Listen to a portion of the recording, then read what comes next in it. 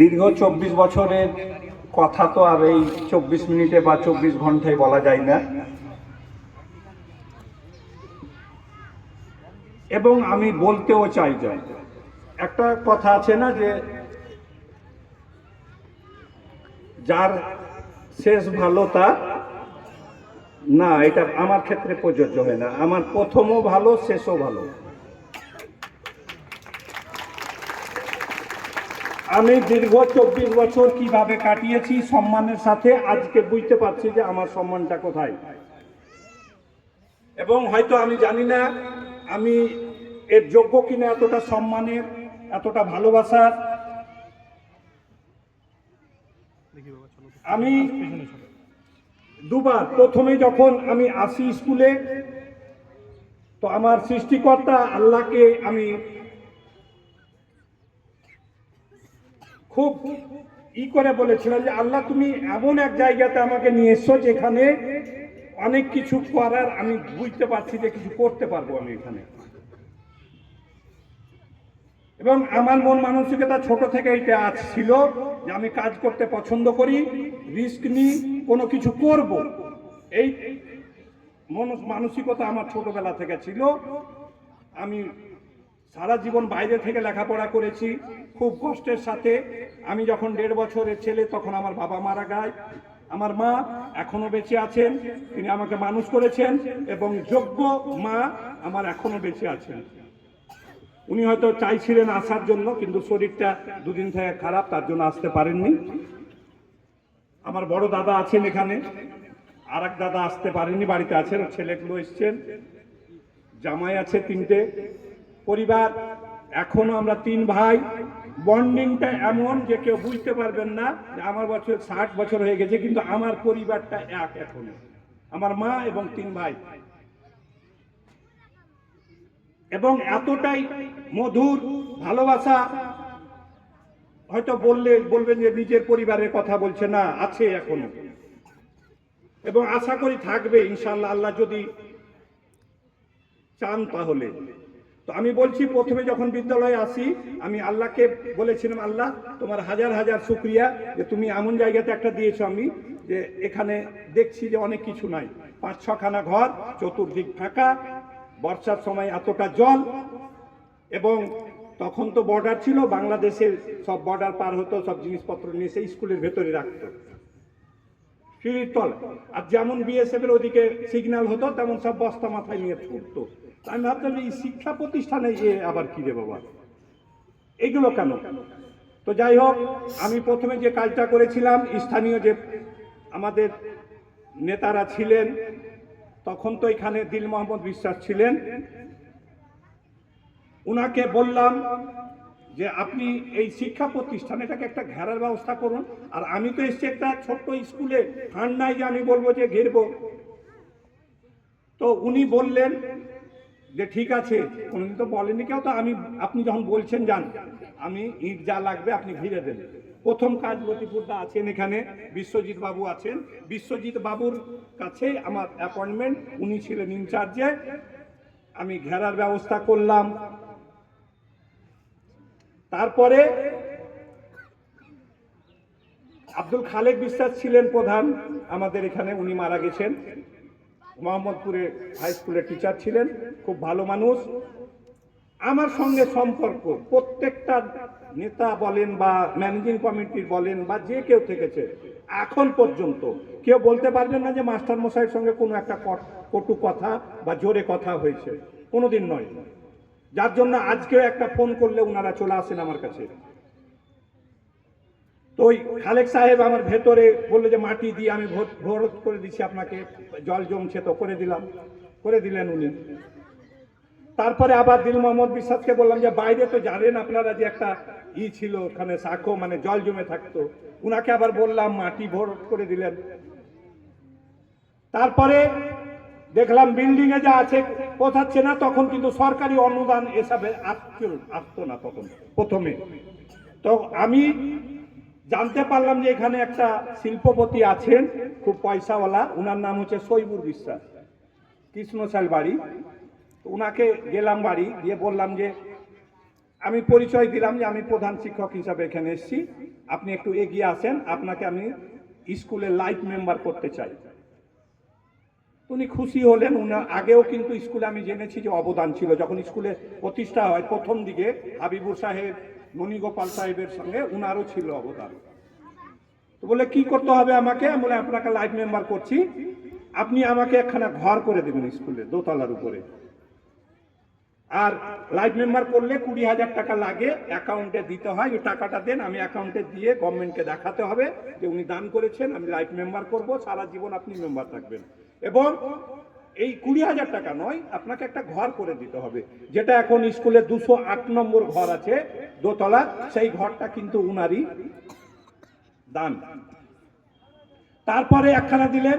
এবার শুনলাম আমি যে কাটাখালী স্কুলের এমদাদুল হক বলে কোনো নাম আছে, গাইডেন্স একাডেমির কর্ণধার, কিন্তু এখন গাইডেন্সটা এখানে ছিল না উমরপুরে, তখন জুলিয়ানে ছিল। বলছেন এখানকারই বাড়ি, এখানে ছাত্র প্রচুর পয়সাওয়ালা, তো উনাকে ধরলাম যে আপনি স্কুলের জন্য কিছু করেন, আপনি তো প্রাইভেট স্কুল করছেন বড় বড় বড় লোকের ছেলেদের, তো গরিবের দিকে তাকান, আপনারও স্কুল, আপনার গ্রাম। তো যাই হোক, আমার কথাতে উনি কিন্তু 2খানা ঘর দিতে রাজি হলেন। ঠিক আছে, আপনি যখন বলছেন আপনাকে আমি 2খানা ঘর দিব। তো 208-এর পরে যে আছে 207 নয়, 206, 205, এই 2খানা ঘর উনার দানে আছে, উনাকে লাইফ মেম্বার করেছি আমি স্কুলে। এই শুরু হলো। তারপরে আস্তে আস্তে সরকারি অনুদান আসতে লাগলো, কিন্তু এভাবে অনুদান এসে আসবে আমি চিন্তা করিনি কোনোদিনই, যে এইভাবে আস্তে আস্তে এই স্কুলটা আগে যাবে। এবং একটা কথা কোনো সময় ভুলবেন না, যে একটা মানুষ কখনো পারে না এগুলো করতে। আমি যে বলছি আমি করেছি, এটা তার মানে আমার পেছনে কত লোকের অবদান, আর ম্যানেজিং কমিটির প্রত্যেকটা সদস্য, শিক্ষকেরা তারাও প্রতিনিধি থাকেন, প্রত্যেকের কিন্তু সহযোগিতা এবং আমাকে সাহায্য করেছেন যে এগিয়ে যান, আমরা আছি প্রত্যেকটা ক্ষেত্রে। আমার শিক্ষকেরা, নন টিচিং স্টাফ, ম্যানেজিং কমিটির মেম্বার, স্থানীয় লোকেরা, আমি সাহায্য না করলে আমি যতই বকি আমি করতে পারতাম না, এগুলো করেছি। তারপরে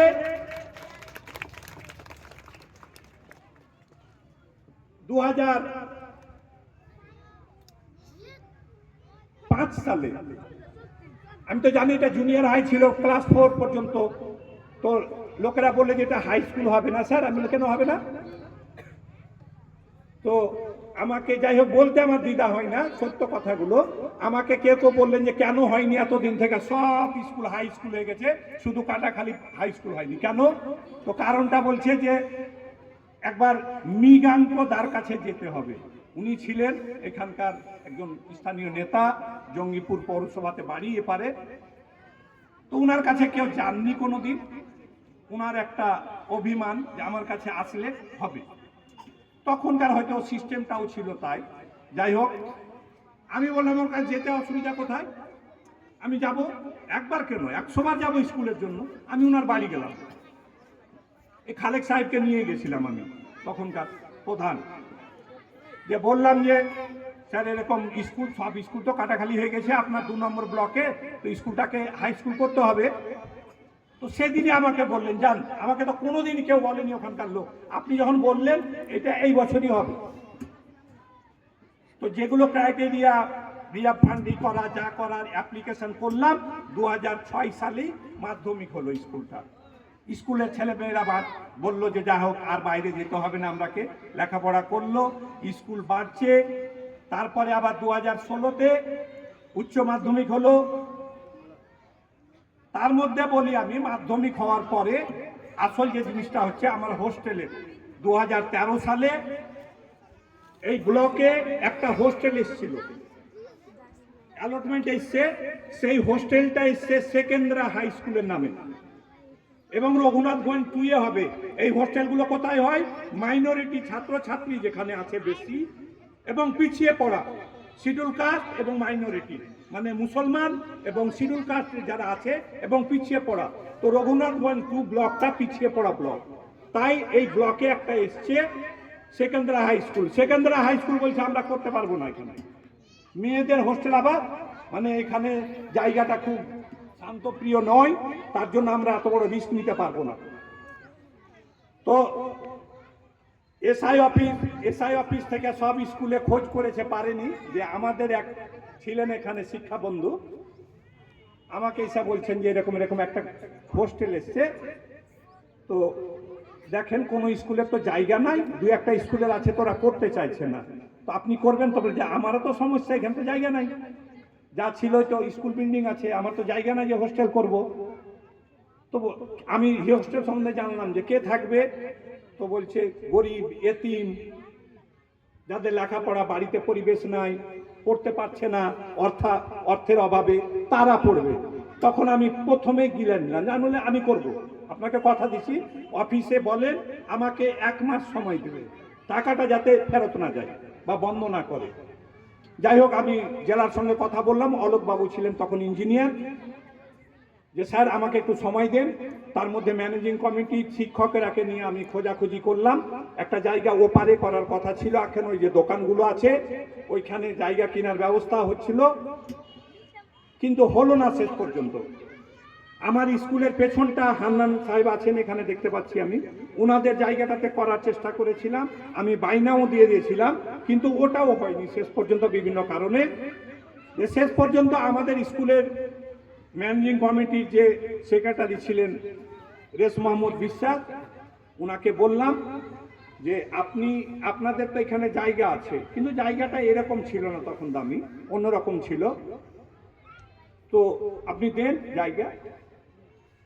তো 12 শতক জায়গা উনি এখানে দিতে, এই যে হোস্টেলটা আছে এখানে দিতে রাজি হলেন। তো অফিসে বলছে 12 শতকে তো হবে না।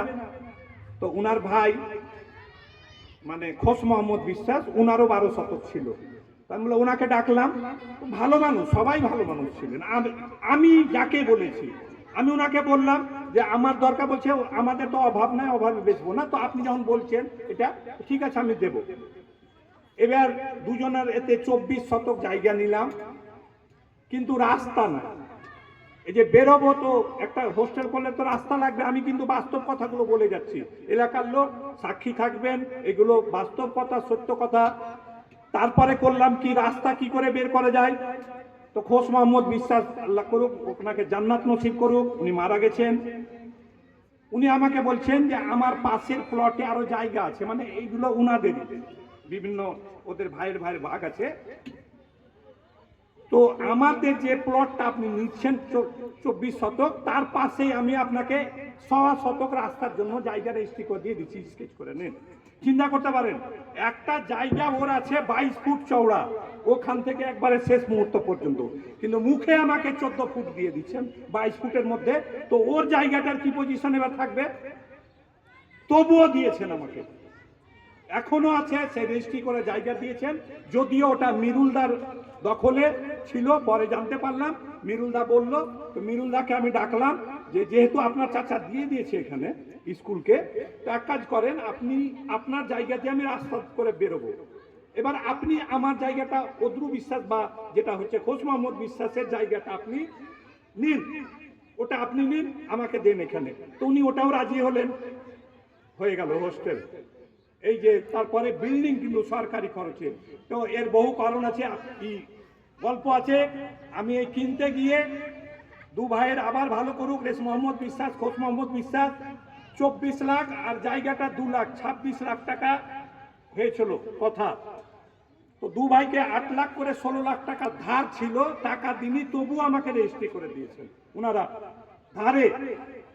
তারপরে স্কুল বিল্ডিং এর গ্রান্ট এলো, এটা সরকারি টাকায় বিল্ডিং হলো, স্কুলও হলো, এই পাশের স্কুল বিল্ডিংটা দুটো একসঙ্গে বিল্ডিং হলো, হয়ে গেল। মেয়েরা থাকতে লাগলো, কিছুদিন স্কুলে ছিল, তারপরে এখানে এলো। এরপরে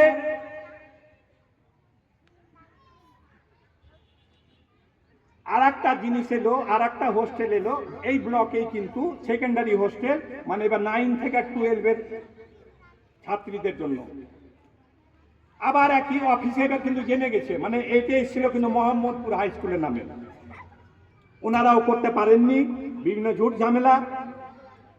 তারপরে এখানে যখন ওনারা সরাসরি যখন ওনারা বলেছেন করব না, তখন আমার কাছে এসছে ওই অলোকদা ফোন করেছেন যে পারলে আপনি পারবেন। আমি বললাম না, আমার তো যে 24 শতক জায়গা নিয়েছিলাম, আমি তো স্কুল বিল্ডিং আর হোস্টেল